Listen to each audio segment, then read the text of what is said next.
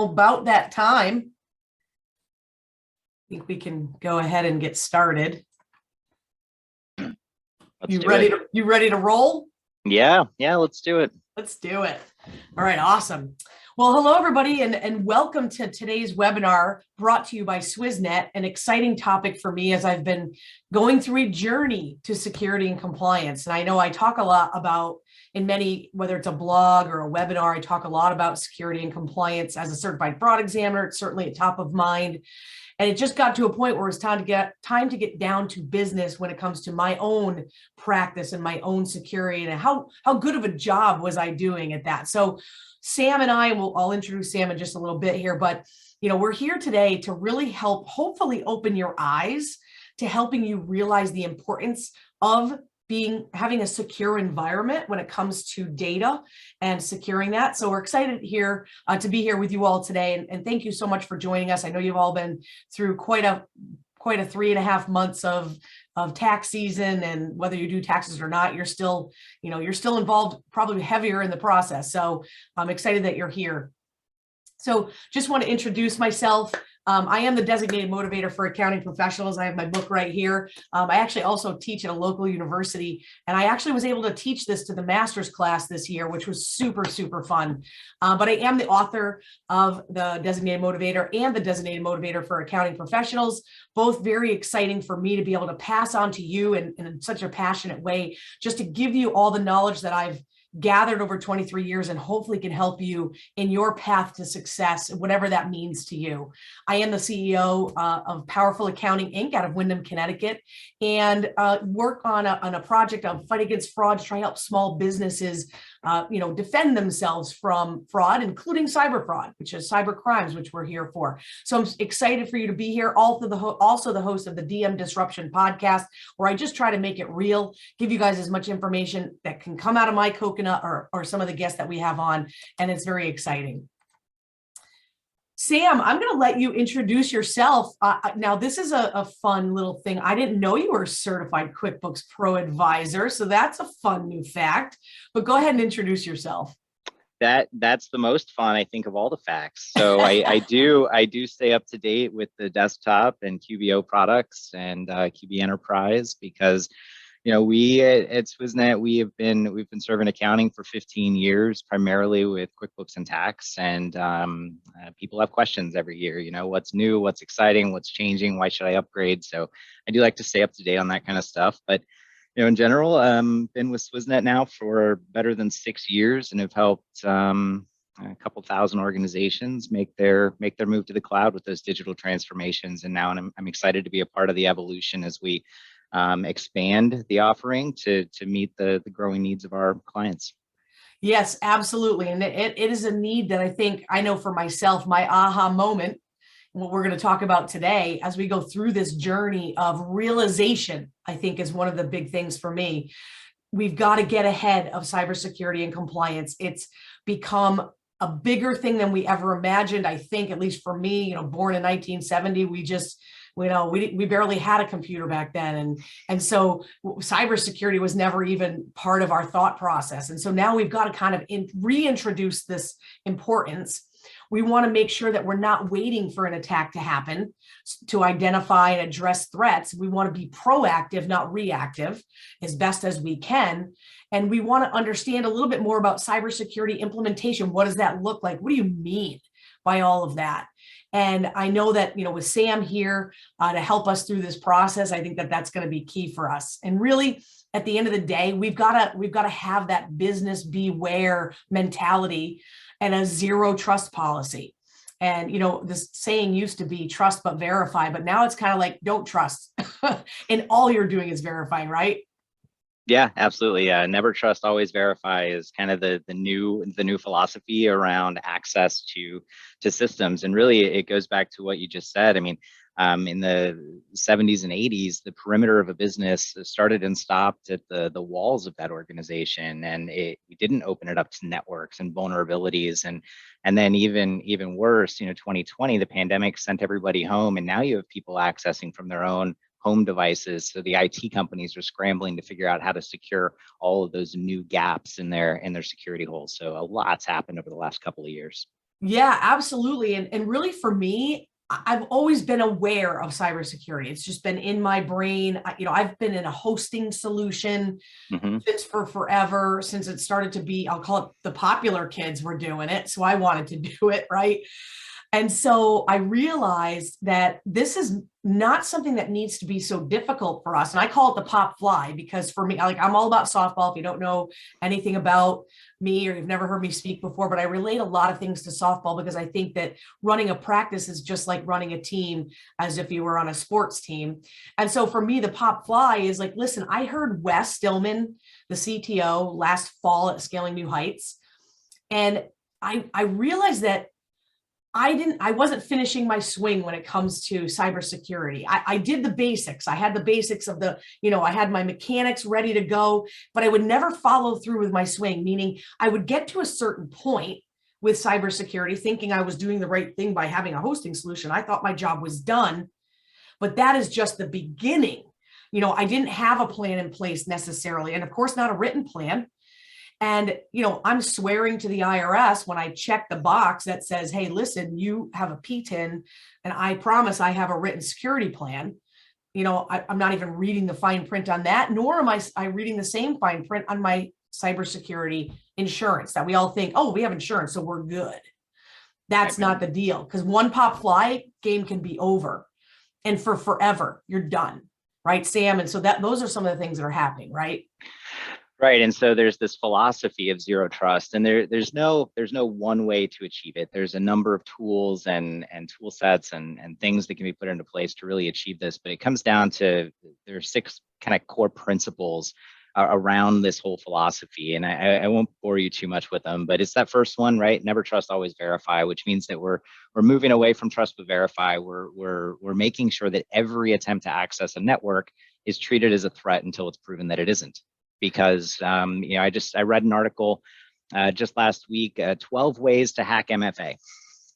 Well, Yeah. MFA is our first line of defense, but it's not the end all be all. So then it goes into this idea of micro segmentation, which is just a really fancy way of reminding us that when we drove people home, again, that business perimeter left what was known, and we opened up all these new security gaps. And so trying to find a way to manage access became really important. And then making sure people have the least amount of privileges necessary to do their jobs effectively. So you don't need everybody to be an admin everywhere. You're just creating gaps where they don't need to be.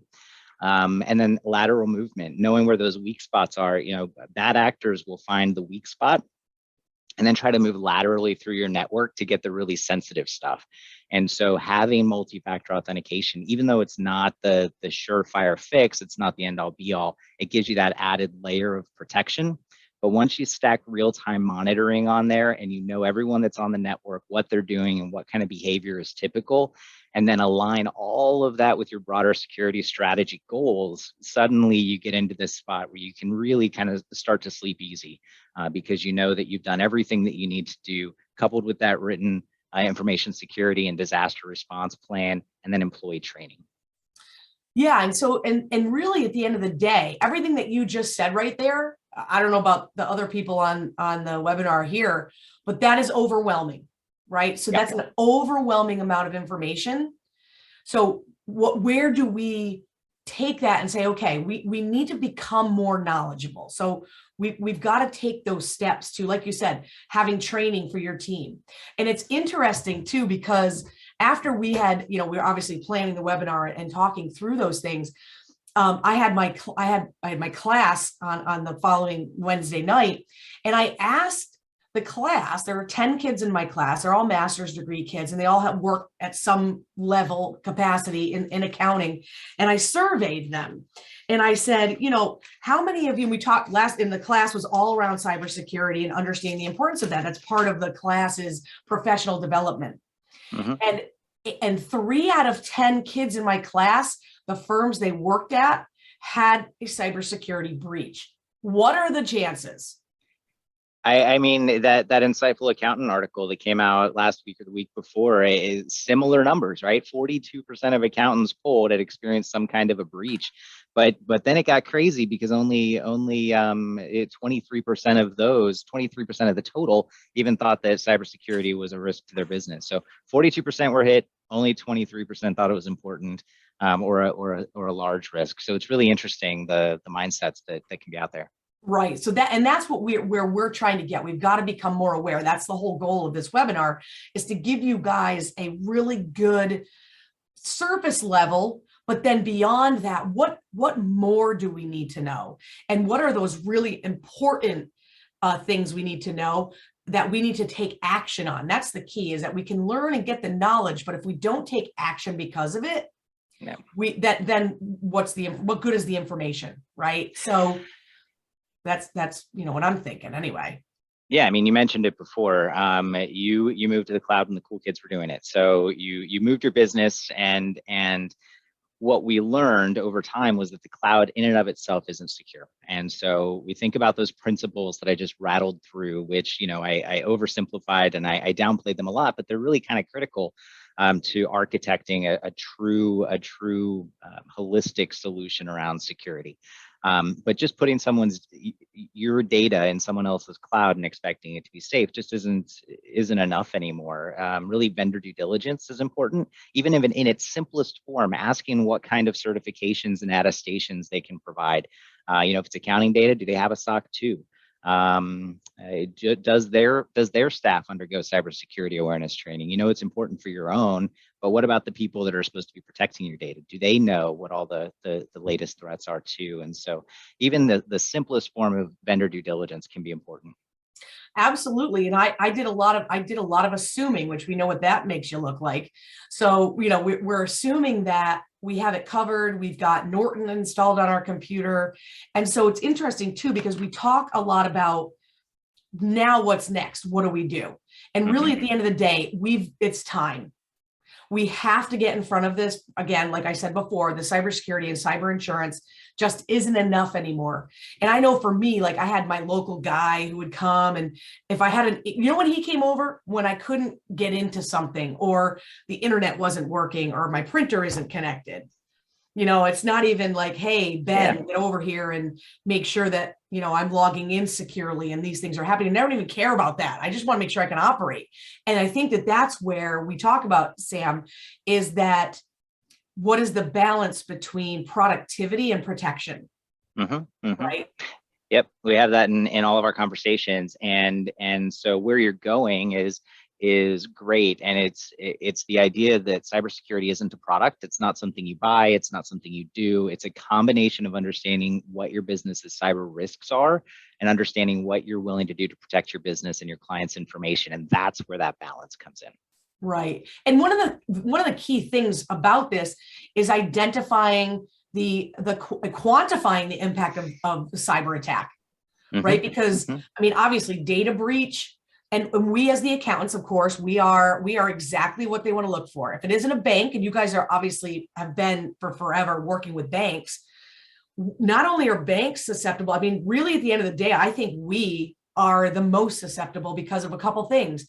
Banks are regulated, right? So the accounting industry is becoming, as we'll talk about, the requirements are increasing, rightly so, because we do have the keys to their castle. We have their valuable, sensitive client data, their social security numbers, bank accounts, dates of birth, you name it. You can steal identities like crazy.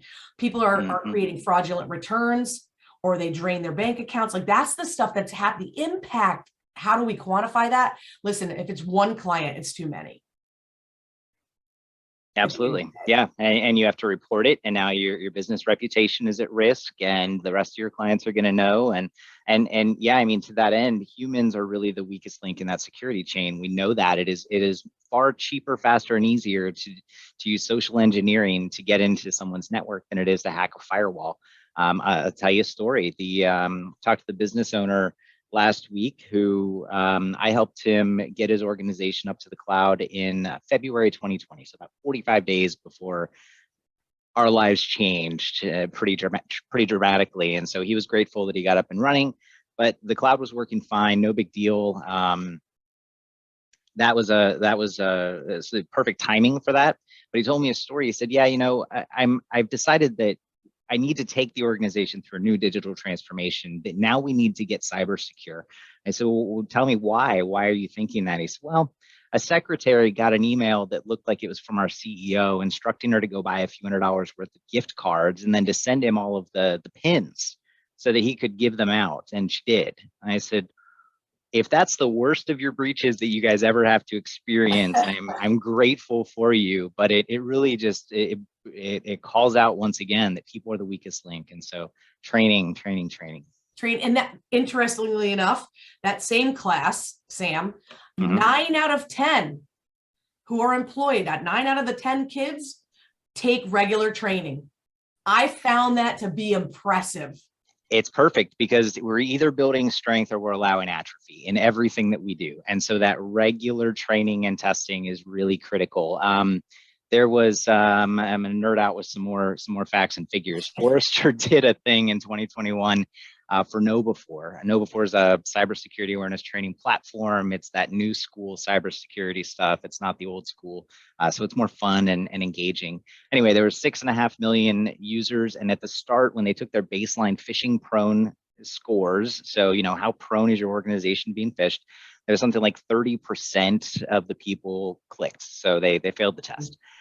Once they started going through testing, after 3 months, their click prone percentage had dropped to like 14%. And after 12 months, they were down to under 5% as a click prone score. So, just the ROI on that and the de-risking is huge. Yeah, that's amazing. So here we go. This is great information for those of you who don't know. How are they accessing firm data? How are they getting in there? And again, this is where Sam will nerd out hardcore, but hacking and phishing, which is why they're doing the testing to see who's doing what. I'm going to let you take this because this is all you.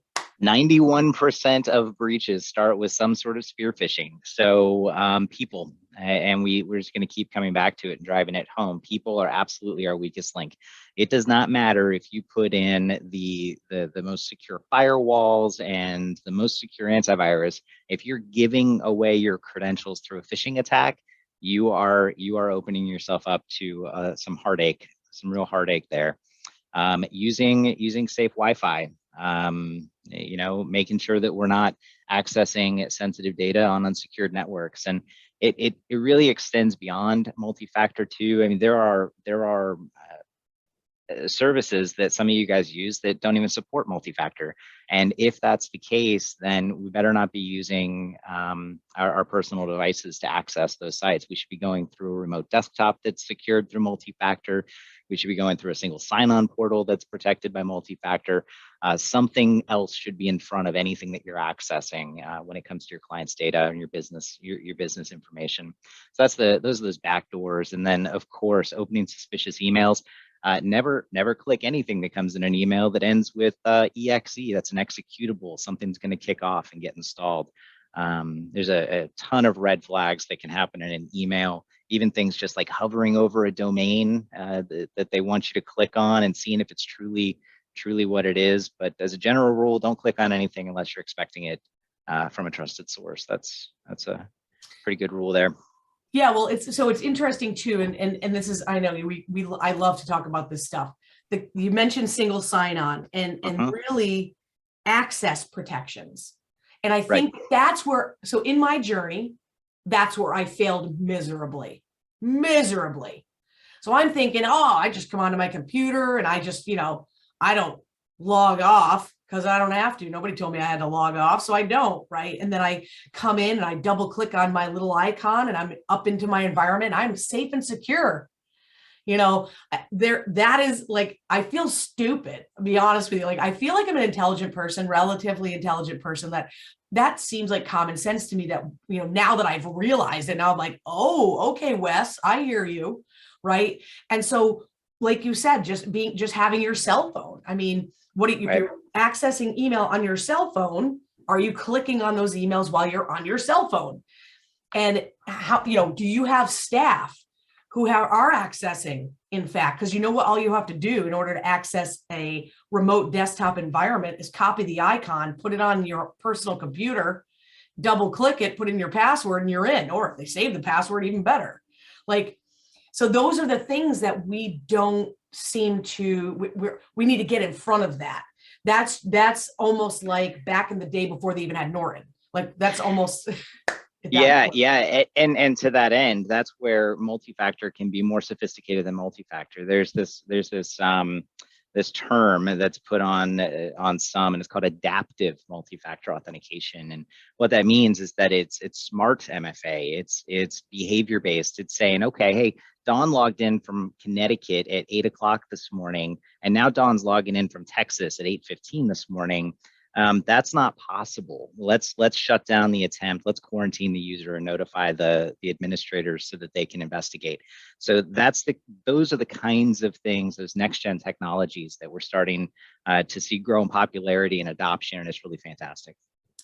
So interestingly, now this CrowdStrike. What is CrowdStrike? What is that all about? CrowdStrike, sure. So CrowdStrike. Okay. CrowdStrike is one of the next gen antivirus.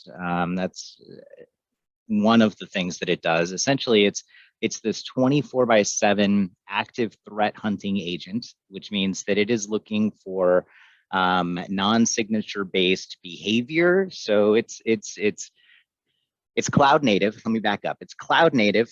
It's super lightweight and takes almost no resources on an end device or on a server. And because it's cloud native, what that means is that it is learning from over 3 billion endpoints that it's protecting globally in real time. And its threat graph is what they call it. It's kind of like a library of threats, is constantly updated of every single attack that's out there. And based on criteria, it will stop attacks once it gets to a certain point in that sequence. So if let's say a sequence for a ransomware attack has 10 steps in it, when we get to step 3 or 4, it's going to quarantine, remediate, and send a report. And in 99.7 or 99.3% of those, it automatically remediates and keeps the user working without any downtime or with very little downtime. So it's really incredible technology. Interesting. So here's a statistic that I think I'd sometimes become more paranoid than I really need to be, but I just am. For whatever reason, I wake up at 6 a.m. and I'm like, oh my goodness, well, this happened. But 72% of tax filing adults in the US have concerns over their personal data being compromised. Do you know what that tells me right there? Of course, so we have to be careful. We have to carefully consider what's happening out there. But what I find to be is what is the client's interpretation of how secure you appear to be? Your appearance of security. Are you saying to them, I actually had a call with a client this morning. Are you saying to them, listen, don't put your social security number on the 2848 I'm sending you. Send it back the way I sent it, but with your original signature. I'll put the social security number on after the fact. So I'm having those, hey, security is important to me conversations to my clients. And that kind of, I hope that gives them some sense of relief, or that they feel like, okay, Brolin isn't, just tossing my social security number out in an email, which is insane. I'm just going to sidebar one real quick thing. The IRS makes me a lunatic when it comes to the 2848. They allow us to two-factor authenticate their 8879 to file their return, but they can't two-factor authenticate a 2848. Makes me want to beat them up, not gonna lie. And that's just because we don't want them printing it, scanning it, and emailing it back, which is what the client would normally do, because they don't understand how insecure that is. But anyway, that's a rabbit hole. The IRS makes me crazy for a whole bunch of reasons, but that's one that really frustrates me. That's a good one. And yeah, I mean, that's why tools like, email encryption can be so powerful. Yeah, absolutely. And so this is another little key piece before we get more into the implementation of what that kind of looks like, is convenience versus security is definitely a conversation, right? So is it convenient to constantly have to pick up your phone and go to the authenticator app or receive a text? And, when you receive a text, it makes you crazy if it says QuickBooks time and then you have to open the text in order to get the 6 digits, where some of them, it's just the 6 digits are right there. Like, that sounds stupid. That's inconvenient for me to have to click on my text when I'm looking for an authentication code, right? So convenience versus security, what are you hearing? Like, because obviously your customers, what are your customers saying about, oh, God, goodness, because the single sign-on is a great solution for that, right? It is, and so single sign-on can almost be an easy button for a lot of what you're talking about. You know, some applications support true single sign-on, and it can be tokenized, and really cool stuff can happen on the background and get you past that. Others work more like a password manager. For example, QuickBooks Online doesn't support one of the single sign-on methods that really tokenizes it, makes it even safer than using just that password cloaking through a single sign-on kind of solution. But either way, it definitely adds to your security and gives you an easy button when it comes to accessing all of your systems and data in a nice, secure way. And you know, again, that multi-factor, that adaptive multi-factor authentication on top of that single sign-on portal gives you that extra layer. But yeah, the whole balancing act. I mean, we can do so much with technology that we could lock it down and make it virtually impossible to work. But we know that that's not going to work for everyone. Yeah. So yeah, really understanding risk, understanding need, and then designing a solution around that is what works well. Right. And really, at the end of the day, if it is a little bit painful, that's probably good. That means you're doing the right things. If it's easy for you to just sit down and bang, bang, bang and start working, you might want to sit back and say, wait a second, I might have a problem here. If it's that easy to get to work, that's probably not great. So as we move forward, we're gonna change the subject and move on to cybersecurity implementation. And what does that look like? And for me, it was really an eye opener and an education of, oh, wow, like things just fell together for me. And I think it's because Sam is my guy. So, you know, Sam seems to put things together where we can even understand it, which is super fun. But really, what are we going to do to implement? And here's where we start with this discovery phase checklist and reviewing, like, where do you stand? Because you can't get somewhere else if you don't know where you are today. Like, you know, when you try to use Waze has to know where you are in order to get you where you want to go. This is the same thing. What is your current state? And these are important questions, obviously. And when we went through this checklist, Sam, I know for me, I was like, I didn't realize, okay, we have 7 people who access this, our remote desktop, our remote hosting. Okay. And I never thought about, are they using a personal computer? What are they even using? I don't even have any idea what they're actually using because I don't visit their site. Right. Yeah. So I think I just want to restate again that cybersecurity is not a product. You can't buy it. It's not just a behavior, right? There's more to it. So understanding where we are today, current state, current business risk, and how important it is to shore up those gaps and mitigate those risks is really where we start. So you're right. We went through a series of questions, and some of those questions led to other questions. I think we can probably say that most risk assessments are going to say that most people are not adequately covered based on what we know today. I mean, from a macro level, really the bottom line is that device protection typically refers to advanced antivirus, things like artificial intelligence and that non-signature based virus protection that I talked about that's looking for those behaviors. And what that really means is being able to understand those patterns of behavior and being able to say that the device is protected, it belongs to the organization, and the person that's using it should be accessing it. And so that's what we're trying to get to in the end is protecting access, just like you said. So yeah, we go through a series of questions because it's really important for us to understand current state and goals and things like email. Where's email today? And as part of the implementation, do we need to move you to Office 365? Are you using an old Gmail account? Are you set up on GoDaddy where you can't get the enterprise level licenses that can afford us the tools that we need to be able to use to implement these kinds of policies that we can then enforce? Right, absolutely. Certainly what's really important as we were going through, even if you are a firm, I think this is an important point, even if you're a firm who is 100% cloud-based, so you don't have a desktop you don't maybe use QuickBooks Desktop, or you don't use Lacert or Pro Series, which are desktop driven. If you are 100% cloud-based, that doesn't mean that you are all set. You're good. Oh no, everything I log into has two-factor authentication. Don't worry about me, right? That's another consideration people have to think about. Yeah, and data sprawl. Can we talk about that one for a minute? Yeah, we can. Data sprawl, right? Data sprawl is this concept where data is kind of everywhere, hence the sprawl.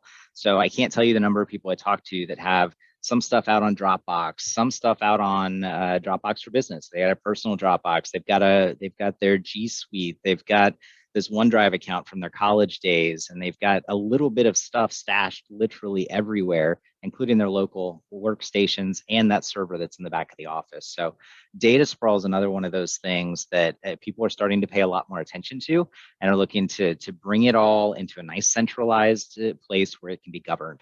And that's going to be another critical step on this journey. Yeah, absolutely. And one of the things that in my brain, as I'm thinking about all the things that go on that I don't pay attention to normally, you wouldn't, right? And I think it's kind of like when you lose the electricity, you're like, oh my goodness, electricity, I didn't know it was that important. And it's similar to this, like you have just one person clicks open an email and now we have big problems. What about your network equipment? So, some people are like, oh, no, I just have a server in my office. I got my own stuff going. I don't need to be hosted or anything like that. Well, maybe you don't want to be hosted in that, and that's okay. Maybe that's what you want to do, but is all of that equipment protected in whatever capacity? And definitely with the millennials, they want to be on the go. They want to have their equipment. They want this to be their equipment, which is unrealistic. I mean, I know they have great eyesight compared to me, but they're going to have some kind of a laptop, typically going to be a MacBook. That's what most of these kids are using. And if you're using, one of the key things too, for me, is integrated applications.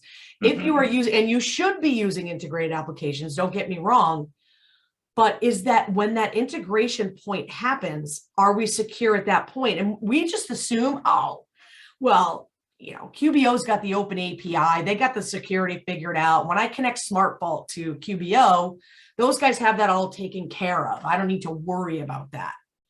And you're like, maybe not. What if you're using something like Cohesion for restaurants?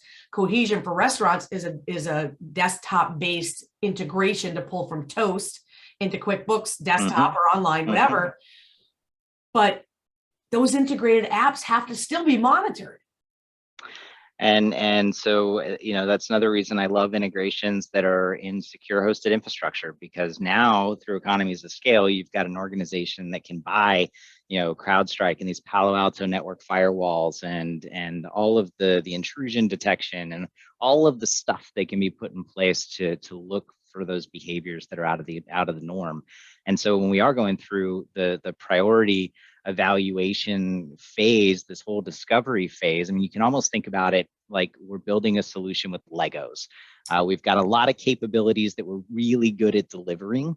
And then by discovering what you need, we then look at your risks and we talk to you about what you want to protect. And then we take the Legos out of our pile and we build that solution so that we can make the future state exactly what you want it to be out of a core set of capabilities without reinventing any wheels. So, yeah, I think one of the again, more aha moments as we've gone through this process and realized the number of questions you need to ask, like just simple thing. You said to me, one of the things you said to me, you said, Dawn, where's your email hosted? I go, on the Office 365 thing, and you're like, no. Who owns or who holds the the licensing? And I don't know.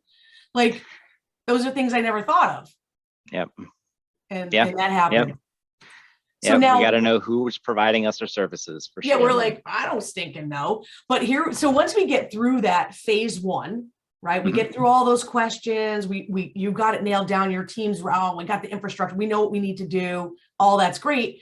Now we have to say, okay, what are the priorities? Because you can't, it's not it's like eating an elephant, which I think is disgusting. I don't know why people use that reference, but I seem to continue to use it, but you can't do it all in one time, right? That's why like in softball, we have practice every day. So, maybe on Monday we're working on defensive infield defense. Maybe the next day we're working on cutoffs. Maybe the next day we're working on our swing. Like, so there's phases that you go through in a season, in a sports season of whatever, as you're getting better to get to that final, home run World Series day, right? And this is no different. We've got to take it step by step. So now we've got to figure out where are our risks, right? So Sam, I really like this risk rating that you've put together here. So why don't you go through a little bit of this with us? This is a great tool that we developed. And so what this does, how this can be used is for you as a business owner, as a business leader, to take a look at some areas that maybe you don't think about every day. Do you have a backup? Is the backup tested? What's your patch management policy? Who's managing that? And if the answer is what the heck is patch management, then we know we're pretty high risk there, because patch management is important in your overall security posture and architecture. Training, who's getting training? Is anybody just the accounting staff? If you're a small business out there that also has field staff, like a construction company, are you training everybody or just accounting? So this helps you understand kind of current state. Are you high risk, low risk, medium risk? And from there, we can start to have conversations about decreasing risk in the areas that are important to your business. And so that's how we use this sheet. So yeah, and looking at this just in general, right? So if I'm just looking at it as a you guys have downloaded the slides, I'm sure, so you have this sitting in front of you. But if you just look at something here and you go through this little checklist: email protection, no specific policies in place. So do you have policies and procedures in place? Are you resetting your password every 90 days or whatever the plan should be, which is what the here's one of the other key things is the education that Swizznet provides you on top of the service, SaaS, the software as a service. You guys are actually educating people. I look at this and I say, okay, password policy. We happen to have a password policy. All passwords are stored in LastPass, but how am I really monitoring that? I mean, I like to, when I go log into a site, I want it to save my password. I don't want to have to look it up again. What's your policy behind that? Somebody gets into your computer, goes onto a website, clicks on it, and it's already got all log in. They can get into my Bank of America if they want to, right? That's not great. So those are key policies, right? Yeah, and the IRS even makes some recommendations around password policies, not reusing passwords, making sure that they're complex, changing them periodically, and not writing them down. I think one of the things about passwords we had in here. No, we might have taken it out. We keep a spreadsheet. I hear that all the time. Oh, we have a spreadsheet. Oh, great. Let's stop that. Let's stop that immediately, right? So yeah, I think that this sheet draws awareness to some areas that business owners may not be thinking about, or they may not realize that there are better ways to do something. And so this is a conversation starter for us. Yeah, absolutely. So like we were saying before, just taking the time today, since you've taken the time for this webinar, which we certainly appreciate you guys coming, because I really just want to make this is actually super important. If you're reassessing your success, which is what the book's all about, is reassessing your success, because I want you to take a step back. We're done with tax season. Well, I know there's extensions, but for right now, we're going to pretend tax season's over so we can have a peaceful mental state for 5 seconds, right? But to sit back and say, okay, we had pain points during tax season. What were they? We go through that whole process. But what's most important, and similar to what was just in that last slide, we got to figure out of all those pain points you may have had, where is your highest risk within your firm? So you take a look back and say, okay, well, we really need to solve for client communications. It needs to be better. It needs to be more secure. Okay, that's great, because that's part of the cybersecurity conversation. But you're saying, okay, well, we need a better onboarding procedure. And believe me, that's super important. Trust me. I've got my onboarding process nailed down. And that was one of the best improvements from a productivity perspective that I've done, where every single client is treated the same way. I go out to a game or whatever, and I see somebody like, oh, we want you to do our taxes. I'm like, call Tracy. 860-359-9185. You call Tracy, because we have an onboarding process, number one, that I don't have to be involved in. She's got it nailed down. She makes sure everything's done securely, and that's all good. And that's an important improvement you need to make. But this one here can put you out of business. So it's way more important than just a flyby. And with that, policy. Let's talk about a written policy. Yeah, and I think this goes back to the idea of getting in front of compliance and regulatory changes. We know that things are changing. We know that there are at least 26 states looking to adopt some GDPR-like policies. We know that the IRS updated their publication, that 4557 document that makes all kinds of great recommendations, great advice in that document. If you haven't reviewed it, I'm sure everyone here has. It starts with education. It grows into talking about deploying best practices and enterprise class tools, talks about staying diligent, and then it goes into some real common sense areas. I call it that. It's things like when you read it, you're like, oh yeah, that makes perfect sense, right? It's a guide on what to do, who to report to if and when a breach were to happen. So it gives you all of that great guidance. And I think that what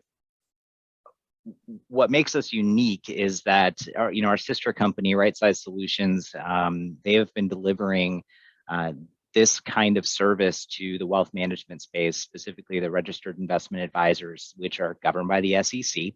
So the rules and regs that they have had to comply with have evolved over time, and we're seeing a really similar pattern in accounting with the kinds of proposed regulatory changes. And so back in 2015, the SEC's rules and regs started to get a little more robust. By 2018, they were saying, hey, we want to make sure you have a written information security plan, a WISP, and that's what you're talking about right here. And within a year or so, they said, yeah, well, let's make sure you're enforcing it. And by 2022, those recommendations are now saying, let's prove enforcement. And so it's been this very natural evolution to things, but a written policy is just so critical as a starting point. And that's it. It's a starting point. That's the key, right? We know we're going to have insurance, and you have a really great story, which I think, it's a nice, fun, short story. It's not really fun for the construction company, but it was fun to hear about the story. So why don't you tell us about this IT infrastructure? Yeah, business owner. One of his bookkeepers clicked a thing in an email that she shouldn't have clicked. And when they went back and looked at that email, they all agreed that it was clearly not an email that anyone should have clicked, but we're moving too fast. We're not educated. We don't have regular training. So our click prone percentage is up there. So anyway, clicks the link. Within a couple of days, ransomware had taken hold of their network.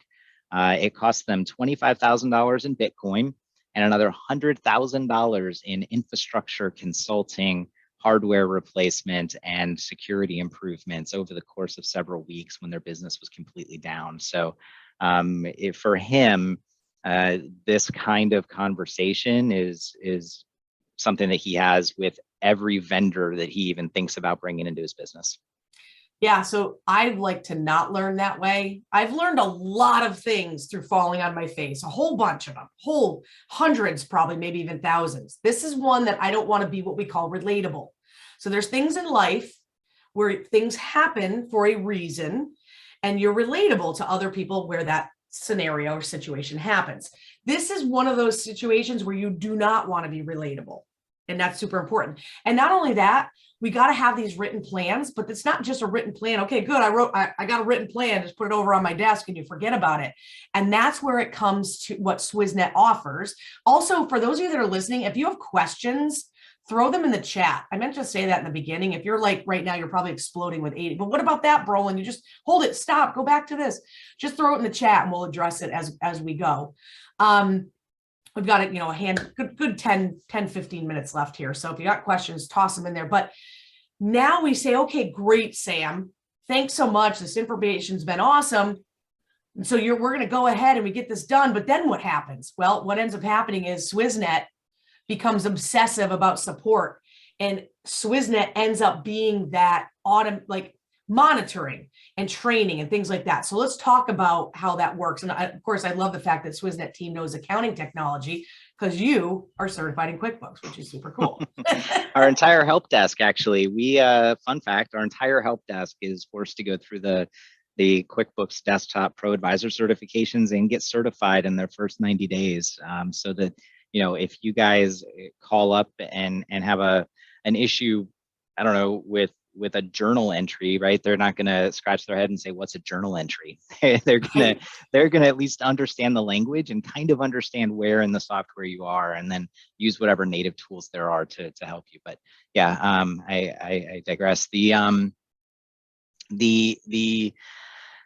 the written information security plan, one of the services that we can provide is walking through what you have, if you have anything, and walking through our kind of pre-written set of capabilities and extracting from that the policies that you want enforced as a business owner.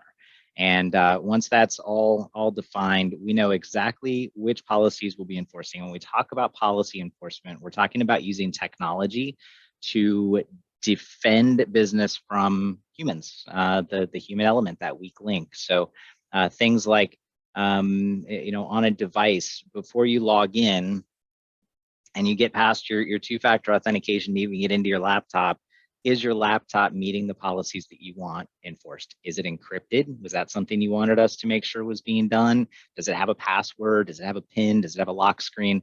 So all of those kinds of things can be managed through technology. And that's what we're talking about. We're talking about policy enforcement.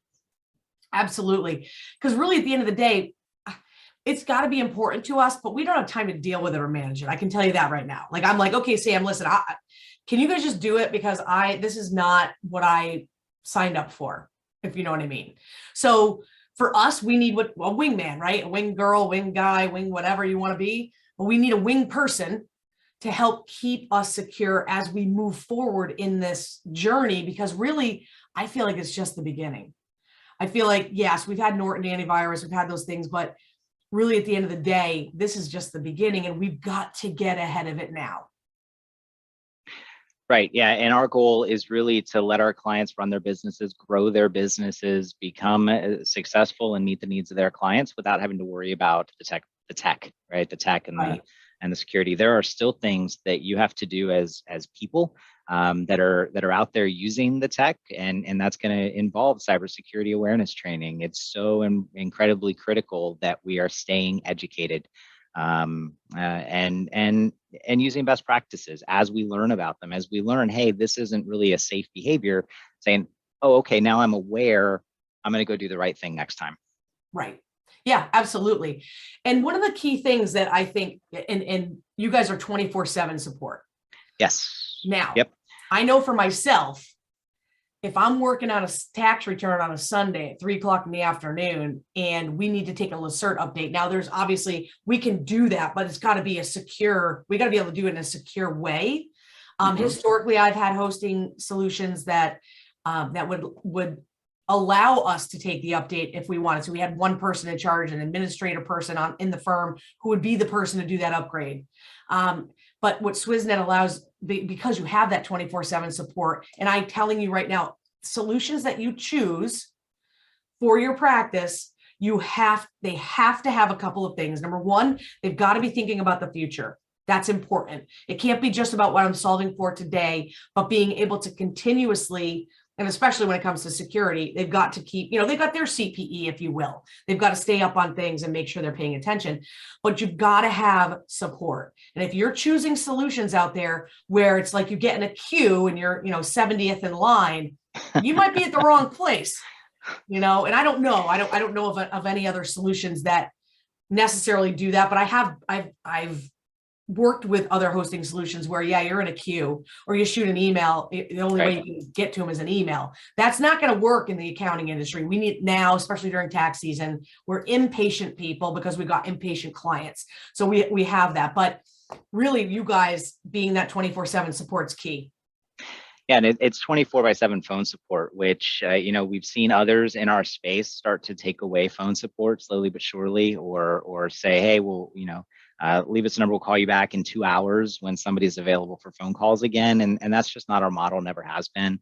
You guys need help when you need it and right then. And so we do our very best to answer every phone call that comes in, and those that don't, we make sure we get a call back to within 20 minutes, which is in our industry pretty darn good. And we've also got our ticket system and our live chat. We've got our overnight guys that'll run updates and do patch stuff so that you guys aren't having any downtime in the morning. So. Yeah, Yeah, that's absolutely key. So really at the end of the day, we know that these cyber attacks have been here for a while. They're only getting more sophisticated by the day, probably by the moment these days. The hacking efforts are becoming harder to easily identify. Like I said, they're being more creative. So a company like Swizznet, who again has been working with banks for a long time, banks being regulated by the SEC, they have to have it together.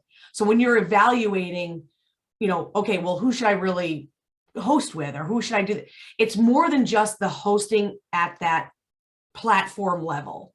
It's way more than that. And I think we throw around the word hosting solution like it's, no big deal. Like, oh yeah, get a hosting solution. Everything's in one place. You can access it from anywhere, do whatever you want, as long as you can get on the internet. Okay, whoa.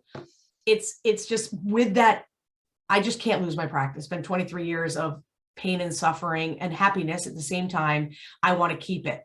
And so that last gen, once that problem is discovered, listen, when it happens, it's over. It's over. And you have to contact, that's a whole nother thing. The process of after an attack happens, of having to contact clients, and it's almost like eating crow with them. You got to face the giant and say, yeah, I got your sensitive information got compromised. It's a conversation you never want to have. So when you are evaluating, I need a hosting solution, try to step back for a second and think of, is that really all I need? Because it's much bigger. I have not seen another hosting platform that goes to this level, that takes that extra, finishing the swing and actually really hitting the ball for a home run, which my team likes to do. So you've got to just make sure when you're evaluating that you're taking the most important pieces into place, which is that security. And does it stop at the platform level? You might want to reconsider. If you're hosting now and you're at the platform level and that's all you're thinking about, you got to take a step back and check yourself. You're spot on. Attacks are growing in scale and pervasiveness. We know that. We're reading about it every day. And so being proactive now, getting things like the next gen antivirus threat hunting in place, leveraging things like real-time monitoring, defining a set of policies that are not only defined but enforced, and extending beyond multi-factor and into educating staff and being proactive in those ways is really where we're at. And that's the spot that you landed in November with your aha moment. And I think that we need to just keep that conversation relevant and going and implementing the things that we can, even if we're not ready to step into a whole solution and let somebody just take over everything holistically, which, by the way, easiest thing you could do, let us handle it. But if you want to manage it yourself, just think about all of those really key critical areas and do what you can when you can, and ask for advice from professionals. Absolutely. So if people want to get in touch with Swizznet, next steps, right? So inside sales at Swizznet.com, give them a call, or go to Swizznet.com and go get yourself a consultation. Go download that evaluation, take a look at that and sit down with your partners. If you're a sole prop, whatever, sit down with whoever and even just yourself, but look at that checklist and see what is critical for you in your firm. Where are you crushing it? Where are you hitting home runs? And where are you striking out? And just be honest with yourself. That's the best thing you can do, right? So, have a partner, get yourself with a partner who's going to help protect you and protect your firm. Sam, what else do you have in that regard? That's it. That's great advice. Know where you are today, understand your risk and understand what you're willing to protect and start making a move. Yeah, at the end of the day, I'm all about action. That's my whole, the motivation movement is, listen, I hope you're going to, some upcoming conferences. Conference season has started. We will be there. Swizznet will be there to as many as we can get to. But really, at the end of the day, going to these conferences and attending webinars are great. You got to get your CPE. This doesn't happen to be a CPE webinar, but hopefully you got so much out of this. But take the time to evaluate what's happening, get yourself to take some action, because knowledge is powerful only if you're utilizing it and doing something with it. If it's just sitting in your coconut, that's great. You got it in there, but share it. And this is something you can share with your clients. You've got clients who are in a situation where they're customer information and their IP, their intellectual property, their IP is at risk if they don't have a safe environment to play in. And so those would be the last kind of things. If anyone, I don't see that there are any questions that have come in. What I'm hoping for certainly is that you guys have gotten something out of it. Even if it's just one thing, go get that checklist, evaluate where you're at, and then make some serious decisions. The slides, we will shoot out an email, I think, Gaynor, if we don't have the slides here as handouts. We will go ahead and make sure, Jason, that you get this sent out to you. And just, we're here for information. You can always feel free to reach out to me at dawn@powerfulaccounting.com. I'm always available to help. At Dawn Brolin is my Twitter, LinkedIn, all out there, Facebook and everything. We're happy to help. And Sam, I just want to thank you so much for being here today. You are a breadth and wealth of knowledge that we really are excited about. And Sharon will also shoot over with the slides. We'll shoot over a link to the checklist to Swiznet's website, so you can get over there and download that, nice PDF and be able to work through that, because I think that that's really important as you're making some decisions. So I guess that's it, Sam. I guess we did our job. We answered all their questions through the whole thing. I think we did. Thank you for having me on. It's always a pleasure to catch up, Dawn, and let's have more of these conversations. Absolutely. Thank you, everybody, for attending, and we'll see you again soon. Bye, y'all.